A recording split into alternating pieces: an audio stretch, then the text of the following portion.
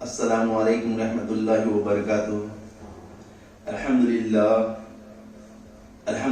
نحمدہ ونستعینہ ونستغفرہ ونؤمن بہ ونتوکل علیہ ونعوذ باللہ من شرور انفسنا ومن سیئات اعمالنا من یہدی اللہ فلا مضل له ومن یضلل له فلا ہادی له ونشهد ان لا الہ الا اللہ وحدہ لا شریک له ونشهد ان سيدنا مولانا محمد عبده ورسوله ارسله بالحق بشيرا ونذيرا ان الله وملائكته يصلون على النبي يا ايها الذين امنوا صلوا عليه وسلموا تسليما اللهم صل على سيدنا شفيعنا حبيبنا نبينا مولانا محمد وعلى آل سيدنا محمد بارك وسلم وصلوا عليه صلاۃ و سلام علیک یا سیدی یا حبیبی یا رسول اللہ صلی اللہ تعالی علیہ وسلم۔ معزز سامعین اکرام، السلام علیکم ورحمۃ اللہ وبرکاتہ۔ اللہ تبارک و تعالیٰ کا لاکھ لاکھ شکر و احسان ہے کہ اس نے ہمیں آج کے دن 29 شعبان المعظم عطا فرمایا۔ 29 ماہ شعبان المعظم کہ کیا دن ہے؟ صوفیہ فرماتے ہیں کہ اس دن سلطان الاولیاء سیدنا عبد القادر جیلانی قدس سرہ العزیز غوث الاعظم دستگیر رضی اللہ تعالی عنہ کی ولادت باسعادت ہوئی۔ جیسا کہ ہم سب جانتے ہیں، حضرت غوث الاعظم دستگیر رضی اللہ تعالی عنہ دنیا میں جلوہ افروز ہونے کے بعد ولایت کے فرائض پر فائز نہیں کیے گئے، لیکن وہ مادر پیٹ ولی ہیں۔ روایات میں آتا ہے کہ غوث پاک کا بچپن ہے کہ غوث پاک قرآن کی تلاوت شروع کر دیتے ہیں، 15 پارے اپنے والدہ ماجدہ کو سناتے ہیں۔ والدہ ماجدہ کہتی ہیں کہ بیٹے تم نے کب سیکھا؟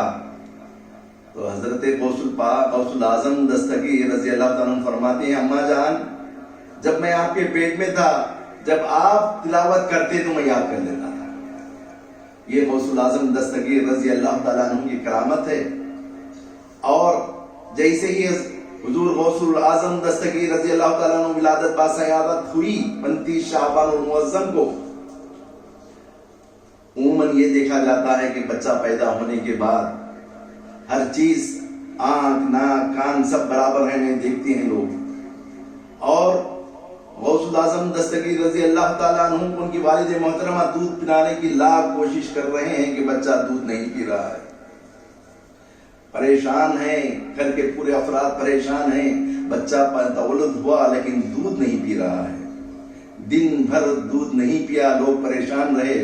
کیا دیکھتے ہیں جیسے ہی مغرب کا وقت ہوتا ہے غوث پاک دودھ پینا شروع کر دیتے ہیں، تو لوگوں کو پتا چلا کہ غوث الاعظم دستگیر رضی اللہ تعالیٰ عنہ پیدا ہوتے ہی روزہ رکھنا شروع کر دیا۔ یہ غوث الاعظم دستگیر رضی اللہ تعالیٰ عنہ کی پہلی کرامت ہے۔ یہ واقعہ بغداد شہر میں عام ہو گیا کہ ایک بچہ پیدا ہوا ہے جو دن بھر دودھ نہیں پیتا، افطار کے بعد دودھ پیتا ہے، بہت شہر میں عام ہو گیا۔ دوسرے سال چاند رات تھی، چاند نظر نہیں آیا، لوگ سمجھے کہ چاند نظر نہیں آیا اور انشاءاللہ تعالی کل سے رمضان شروع ہوگا، لیکن کوئی نے یہ مشورہ دیا، کسی نے یہ مشورہ دیا کہ بہتر ہے کہ اس گھر میں پچھلے سال جو بچہ پیدا ہوا ہے وہ دودھ نہیں پی رہا تھا، جا کے ہم اس کی والدہ سے پوچھیں کہ وہ بچہ آج دودھ پیا کہ نہیں۔ جاتے ہیں لوگ معلوم کرتے ہیں تو پتا چلتا ہے کہ بچہ دودھ نہیں پی رہا ہے۔ تو لوگوں کو یقین ہو گیا کہ چاند نظر آ گیا، اور غوث الاعظم دستگیر رضی اللہ تعالیٰ عنہ نے دودھ پینا چھوڑ دیا، اور لوگوں نے کہا کہ ہمارا آج کا روزہ قضا ہو گیا۔ یہ ہیں مادر ذات ولی سیدنا عبد القادر جیلانی قدس سرہ العزیز غوث الاعظم دستگیر رضی اللہ تعالیٰ عنہ کے کرامات۔ زندگی بھر غوث الاعظم دستگیر رضی اللہ تعالیٰ عنہ کے کئی کرامات جیسا کہ روایتوں میں آتا ہے سرکار مدینہ صلی اللہ تعالیٰ علیہ وسلم خاتم النبیین ہیں، اسی طریقے سے غوث پاک پورے اولیاء اللہ کے امیر ہیں، اور اسی لیے ان کو غوث الاعظم کا جو تحفہ دیا گیا ہے اللہ تبارک و تعالیٰ کی طرف سے، غوث الاعظم کے اس پر مبعوث کیا گیا۔ ہم کو چاہیے کہ غوث الاعظم دستگیر رضی اللہ تعالیٰ عنہ کی تعلیمات پر عمل کریں۔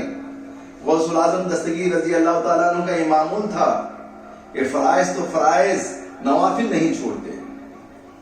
عشاء کی نماز پڑھنے کے لیے ٹہرتے، اور فجر کا وقت آ جاتا اللہ کی عبادت میں رہتے۔ روایت میں آتا ہے کہ ایک رات میں ایک قرآن ختم کرتے۔ غوث الاعظم دستگیر رضی اللہ تعالیٰ کا یہ معمول تھا۔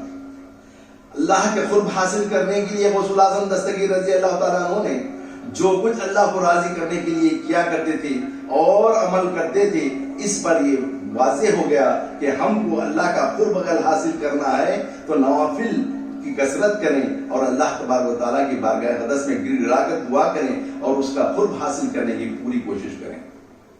آج کا دور، جس دور سے ہم گزر رہے ہیں، اللہ ایسا معلوم ہو رہا ہے کہ اللہ تبارک و تعالیٰ ہم سے ناراض ہے،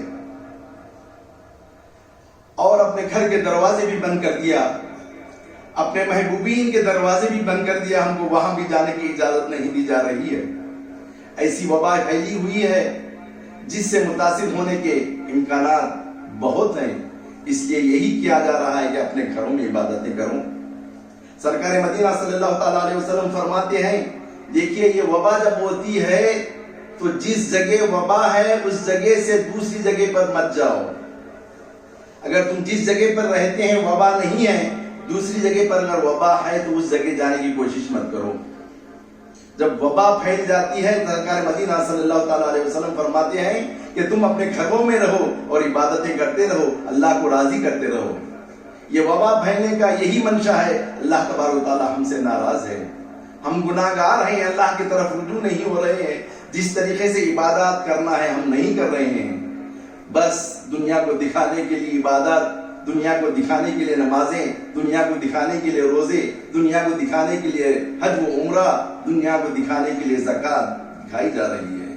لیکن انبیاء علیہ الصلوۃ والسلام و اولیاء اللہ کا یہ معمول تھا، جو بھی عبادتیں کر کے چھپ چھپا کے کرتے، صدقات دیتے تو یہ ایک ہاتھ سے دیتے تو دوسرے ہاتھ کو پتہ تک نہیں چلتا۔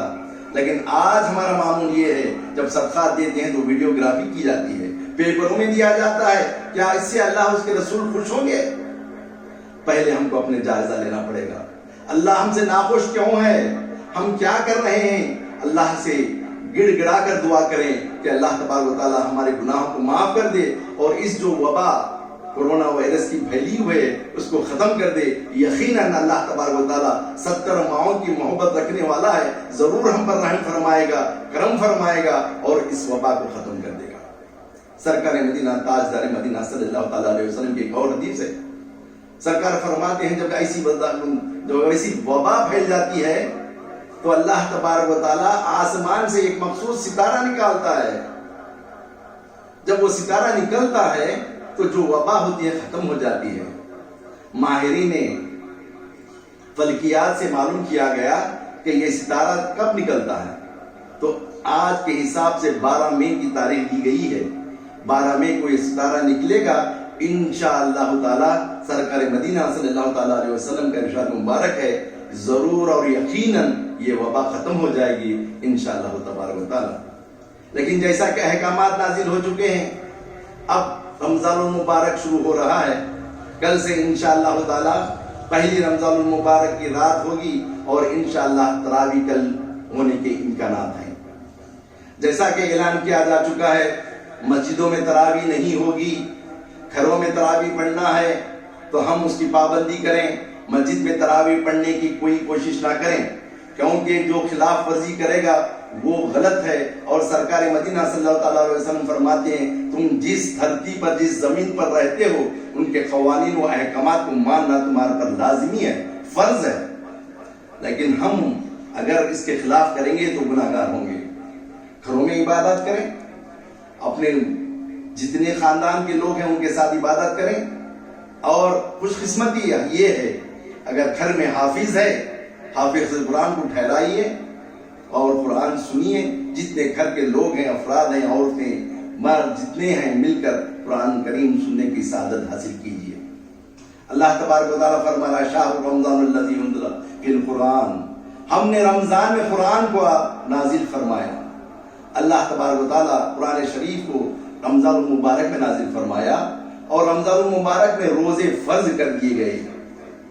سرکار مدینہ صلی اللہ تعالیٰ علیہ وسلم فرماتے ہیں روزے فرض کرنے کی وجہ یہی ہے کہ تم جب فاقہ رہیں گے، روزے رکھیں گے، تو غریب جو دن بھر کئی دن بھوکا رہتا ہے اس کی بھوک کا اندازہ تم کو ہو جائے گا تاکہ تم اس کی مدد کرنے کے لیے آگے بڑھیں. جب تک کہ کوئی پریکٹیکل ہم پر تجربہ نہ ہو ہم اس کو محسوس نہیں کرتے. لیکن اللہ کا کرم ہے، اللہ تبارک و تعالیٰ کا احسان ہے، تاجدار مدینہ صلی اللہ تعالیٰ علیہ وسلم کا احسان عظیم ہے کہ انہوں نے اس مبارک مہینے میں روزے رکھنے کی تاکید فرمائی اور ہم پر روزے فرض کیے گئے ہیں. اگر کوئی مرض نہیں ہے، کوئی مسافر نہیں ہے تو روزہ چھوڑ نہیں سکتا. روزہ کا رہنا فرض ہے. 30 دن روزہ رہنا اللہ تبارک و تعالیٰ کا حکم ہے اور سرکار مدینہ صلی اللہ تعالیٰ علیہ وسلم کی تعلیمات میں سے اہم تعلیمات ہیں. اور روزہ رہنے کے لیے کئی 1400-1500 سال ہو گئے سرکار مدینہ صلی اللہ تعالیٰ علیہ وسلم نے فرما دیا. لیکن آج سائنس اس کو دلیل پیش کر رہی ہے کہ روزہ دار روزہ رہنے سے کیا فائدہ ہوتا ہے. ایک آکسفورڈ یونیورسٹی کا سائنٹسٹ کوئی کینسر کی دوا بنا رہا تھا. دوا بناتے بناتے اس نے سوچا کہ دوا تو نہیں مل رہی ہے، کینسر جو آتے ہیں اس کو ختم کرنے کے لیے، اس کی جڑ سے ہی ختم کرنے کے لیے، اس کو آنے نہیں دینے کے لیے کیا کر سکتے ہیں. اس نے اپنی لیب میں یہ ارشاد فرمایا کہ اللہ تبارک و تعالیٰ نے اپنے جسم میں تھوڑے ایسے اعضاء رکھے ہیں جو اس کا کوئی کام نہیں ہے، جس کو ہم ویسٹیجول آرگنز کہتے ہیں. وہ کوئی کام میں نہیں آتے. لیکن اللہ تبارک و تعالیٰ کا منشا دیکھیے، جو بھی رکھتا ہے اس کی مصلحت ہوتی ہے. کہتے ہیں کہ جب ہم بھوک جب زیادہ ہو جاتی ہے، ہم کھانا نہیں کھا رہے ہیں، تو وہ جو ویسٹیجول آرگن اندر جو رکھے ہوئے ہیں وہ انرجی دیتے ہیں اور انسان کو اپنی بھوک کا اندازہ نہیں ہونے دیتے. جب یہ ویسٹیجول آرگنز جو ویسٹ چیز رکھی ہوئی ہے باڈی میں جب ختم ہوتی ہے تو سائنٹسٹ کہتا ہے کہ وہاں پر کینسر آنے کے چانسز بہت ہی کم ہیں. قربان جائیے سرکار مدینہ تاجدار مدینہ صلی اللہ تعالیٰ علیہ وسلم نے ہم کو پہلے ہی بتا دیا کہ انسان ہر مسلمان پر رمضان المبارک کے 30 روزے فرض ہیں. اس سائنٹسٹ نے لوگوں نے پوچھا کتنے دن تک فاقہ کشی رہنے سے کینسر نہیں آتا ہے. اس نے بتاتا ہے کہ 25 یا 26 دن اگر رہیں مسلسل تو کینسر آنے کے امکانات بہت کم ہوتے ہیں. قربان جائیے سرکار مدینہ صلی اللہ تعالیٰ علیہ وسلم پر انہوں نے پہلے ہی بتا دیا کہ رمضان کے 30 روزے ہر مسلمان پر فرض ہیں، مسلمان مرد و عورت پر فرض ہیں. اسی لیے ہم کو ضروری ہے کہ روزوں کی پابندی کریں. اور یہ نہیں ہے کہ روزہ رہ رہے ہیں اللہ اس کے رسول پر احسان کر رہے ہیں، یہ ہمارا فرض ہے. روزہ رہ کر ہم جو کام معمول کے مطابق کرتے تھے وہ سب کام کرنا ہے. روزہ کا بہانہ لے کر بستر پر سوتے رہنا فاقہ کشی کہلاتا ہے. روزے دار اپنے معمول کے کام کو انجام دینا ضروری ہے اور فرض نماز کی ادائیگی کریں. جتنا ہو سکتا ہے اللہ تبارک و تعالیٰ کا قرب حاصل کرنے کی کوشش کریں. اور اس میں تاخیرات بھی آتے ہیں. سرکار مدینہ صلی اللہ علیہ وسلم نے فرمایا کہ آخری عشرہ میں شب قدر کو تلاش کرو. شب قدر کیا چیز ہے؟ جس دن سرکار مدینہ صلی اللہ تعالیٰ علیہ وسلم فرماتے ہیں آسمان سے اتنے فرشتے زمین پر تشریف لاتے ہیں، جلوہ افروز ہوتے ہیں کہ زمین تنگ آ جاتی ہے، زمین ان کے لیے جگہ نہیں رہتی، اتنی تنگ آ جاتی ہے. اسی لیے اس کو شب قدر کہا گیا. شب قدر کی تلاش کرو 21ویں 23ویں 25ویں 27ویں 29ویں رات تلاش کرو، اللہ کی طرف رجوع ہو جاؤ اور اللہ کا قرب حاصل کرنے کی کوشش کرو۔ فرائض کے انجام دہی کے بعد نوافل اور تہجد کا اہتمام کرو۔ سرکار مدینہ صلی اللہ تعالیٰ علیہ وسلم کا معمول تھا کہ روزانہ تہجد ادا کرتے، کبھی 12 رکعت یا کبھی 8 رکعت ادا کرتے تھے۔ سرکار مدینہ صلی اللہ تعالیٰ علیہ وسلم نے ایک دن سوچا اگر میں مسلسل تہجد ادا کرتا جاؤں کہیں اللہ تبارک و تعالیٰ میرے امتیوں پہ یہ فرض نہ کر دے، اسی لیے سرکار مدینہ صلی اللہ تعالیٰ علیہ وسلم نے ہم پر رحم فرما کر تہجد کی نماز ایک دن چھوڑ دیا۔ بس اسی لیے ہم پر یہ ضروری ہے کہ تہجد ادا کریں، اللہ کی بارگاہ اقدس میں گر گڑا کر دعا کریں۔